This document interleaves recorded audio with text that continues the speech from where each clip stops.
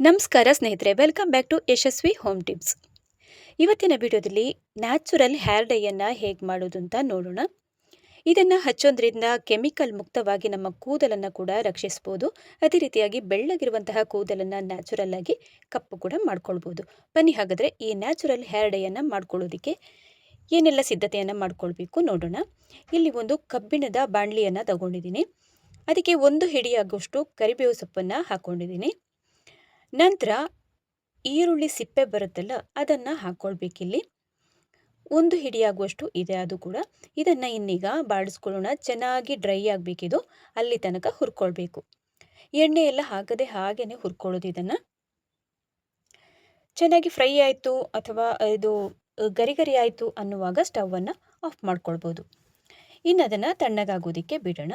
ಇಲ್ಲಿ ಒಂದು ಮಿಕ್ಸಿ ಜಾರನ್ನು ತಗೊಂಡಿದ್ದೀನಿ. ಅದಕ್ಕೆ 8 ರಿಂದ 10 ಬಾದಾಮನ್ನು ಹಾಕ್ಕೊಂಡಿದ್ದೀನಿ. ಆಮೇಲೆ ನಾವಾಗಲೇ ಹುರಿದಿಟ್ಟಂತಹ ಕರಿಬೇವು ಮತ್ತು ಈರುಳ್ಳಿ ಸಿಪ್ಪೆ ಇದೆಯಲ್ಲ, ಅದು ಕೂಡ ತಣ್ಣಗಾಗಿದೆ. ಅದನ್ನು ಹಾಕ್ಕೊಳ್ತಾ ಇದ್ದೀನಿ. ಇನ್ನು ಇದನ್ನು ತರಿಯಾಗಿ ರುಬ್ಕೊಂಡು ತರಬೇಕೀಗ. ಈಗ ನೋಡ್ತಿರ್ಬೋದು, ತರಿಯಾಗಿ ರುಬ್ಕೊಂಡು ತಂದಿದ್ದೀನಿ.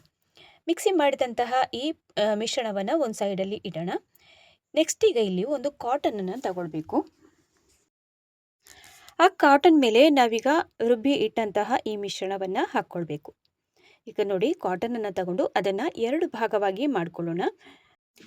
ಸ್ವಲ್ಪ ಅದನ್ನು ಅಗಲ ಮಾಡ್ಕೊಳ್ಬೇಕು. ಆವಾಗ ಪುಡಿ ಹಾಕಿದಾಗ ಅದು ಆಚೆ ಈಚೆ ಚೆಲ್ಲು ಹೋಗಲ್ಲ. ಅದಕ್ಕೋಸ್ಕರ ನೋಡಿ 2 ಭಾಗವಾಗಿ ಮಾಡಿಕೊಂಡು ಅದರ ಮಿಡ್ಲಲ್ಲಿ ನಾವೀಗ ಪುಡಿ ಮಾಡಿದಂತಹ ಈ ಬಾದಾಮ್ ಮತ್ತು ಈರುಳ್ಳಿ ಕರಿಬೇವಿನ ಮಿಶ್ರಣವನ್ನು ಹಾಕ್ಕೊಂಡಿದ್ದೀನಿ.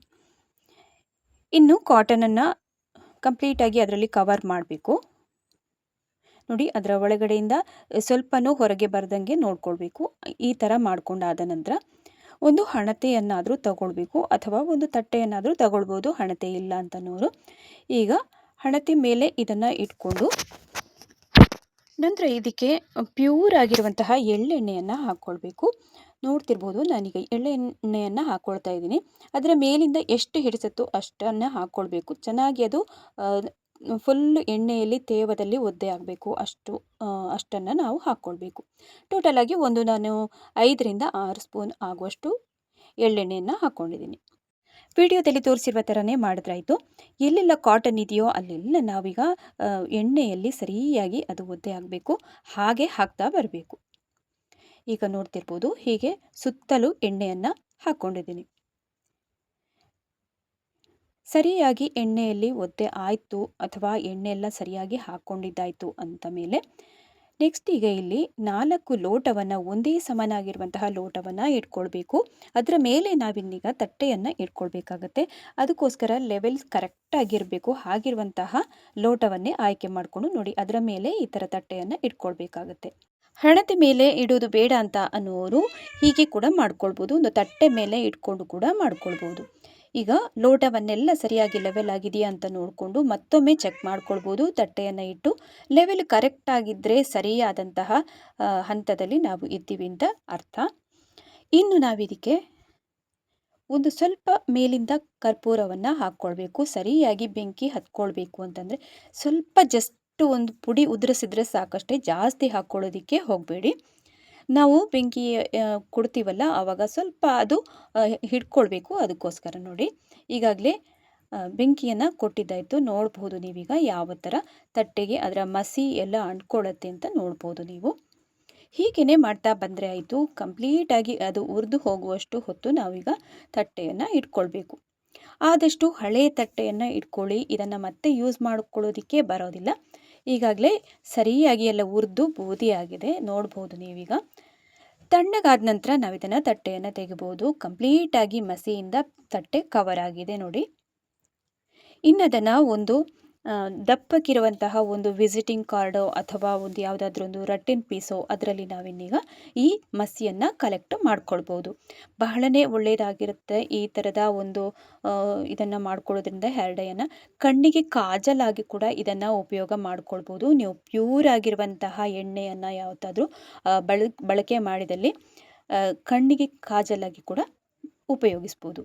ನೋಡಿ, ಈ ಥರ ಕಲೆಕ್ಟ್ ಮಾಡ್ಕೊಳ್ಬೇಕು ಇದನ್ನು. ನಾವಿಲ್ಲಿ ಬಾದಾಮನ್ನು ಕೂಡ ಹಾಕಿರೋದ್ರಿಂದ ಮತ್ತು ಈರುಳ್ಳಿ ಸಿಪ್ಪೆ ಆಮೇಲೆ ಕರಿಬೇವು ಇದು ಎಲ್ಲ ಕೂದಲಿಗಿನ ಇದಕ್ಕೆ ಗ್ರೋತಿಗಂತೂ ತುಂಬಾ ಒಳ್ಳೆಯದು ಅಂತ ಹೇಳ್ಬೋದು. ಈ ಥರ ಮಾಡಿ ಹೇರ್ಗೆ ನಾವು ಅಪ್ಲೈ ಮಾಡೋದ್ರಿಂದ ಒಳ್ಳೆ ರಿಸಲ್ಟನ್ನು ನಾವು ಕಾಣ್ಬೋದು. ಯಾವಾಗ ಬೇಕೋ ಆವಾಗ ನಾವು ಇದನ್ನು ಮಾಡಿ ರೆಡಿ ಮಾಡಿ ಇಟ್ಕೊಂಡ್ರೆ ಅರ್ಜೆಂಟಾಗಿ ನಮಗೆ ಎಲ್ಲಾದರೂ ಫಂಕ್ಷನ್ನಿಗೆ ಹೋಗಬೇಕು ಅಥವಾ ಹೊರಗಡೆ ಎಲ್ಲ ಹೋಗಬೇಕು, ಹೇರ್ ಡೈಯನ್ನು ಹಾಕ್ಕೊಳ್ಬೇಕು ಅಂತಂದರೆ ಈ ಥರದ ನ್ಯಾಚುರಲ್ ಆಗಿರುವಂತಹ ಹೇರ್ ಡೈಯನ್ನು ನಾವು ಮನೆಯಲ್ಲಿ ಮಾಡಿ ಇಟ್ಕೊಳ್ಬೋದು. ಈಗ ನೋಡ್ಬೋದು ಎಲ್ಲವನ್ನು ಕಲೆಕ್ಟ್ ಮಾಡಿ ಒಂದು ತಟ್ಟೆಗೆ ಹಾಕ್ತಾ ಇದ್ದೀನಿ.